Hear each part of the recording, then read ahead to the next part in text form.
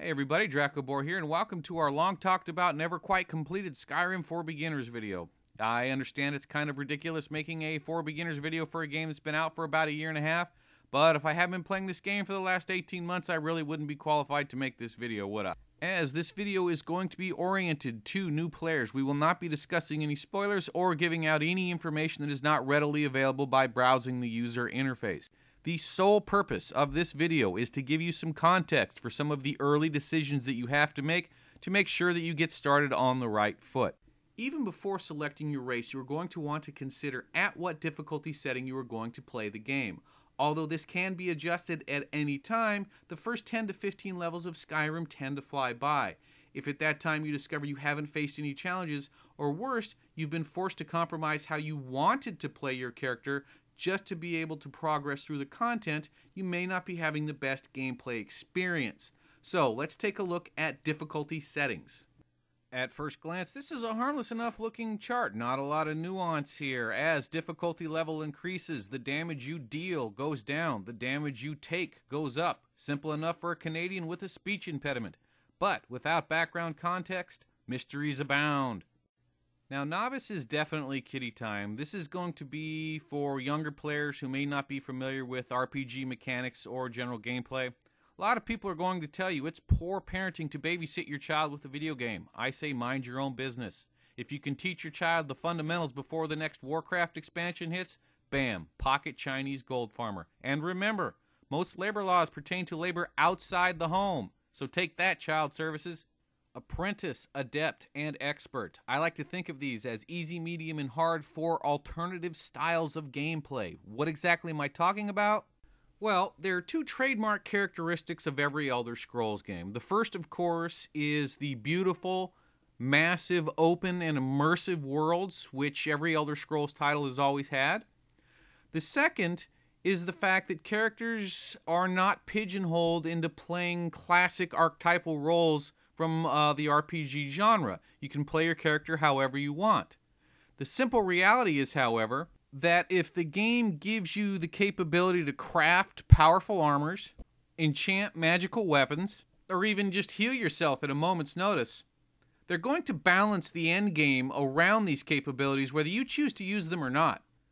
So let's say you wanted to play a Conan the Barbarian type, a character that doesn't wear much armor, refuses to use magic, and likes to wield a big heavy axe or sword.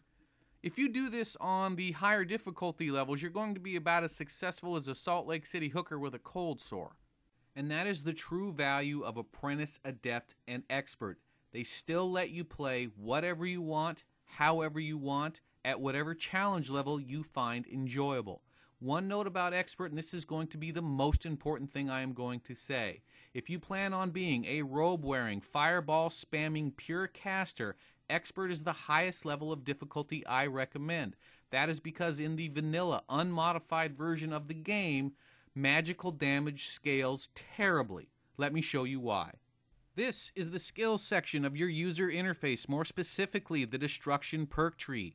A perk is a point you get every time you level. You then spend those points under these various trees to make your character more powerful and unique. As we can see, the main benefits under the destruction tree are to make your spells more efficient, to cost less magicka when cast. However, when we scroll over to the weapons, you will see that their benefit is to pump out more damage. Unfortunately, item enchants also follow this pattern, and to make matters worse, they stack multiplicatively, which means they work like compound interest. This results in weapon damage, badly outscaling magic damage, and the game is of course balanced around the higher of the two.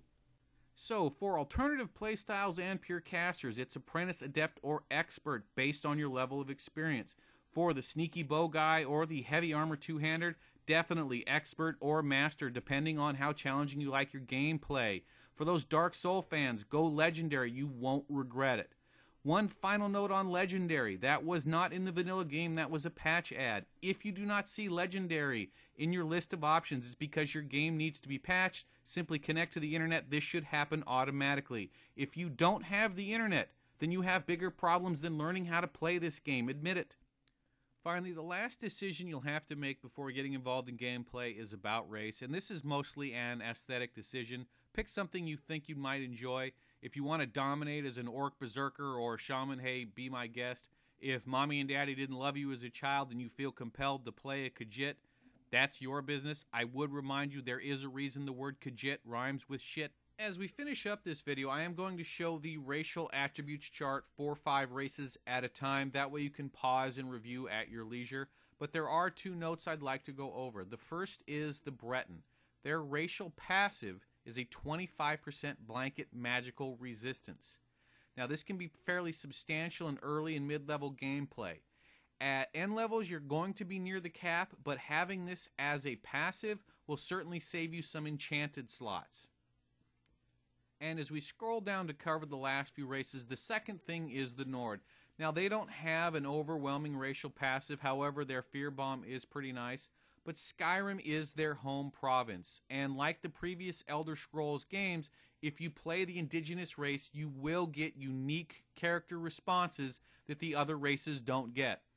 I'm guessing that's actually what the word unique means, but hey, I found it immersive and I hope you enjoy.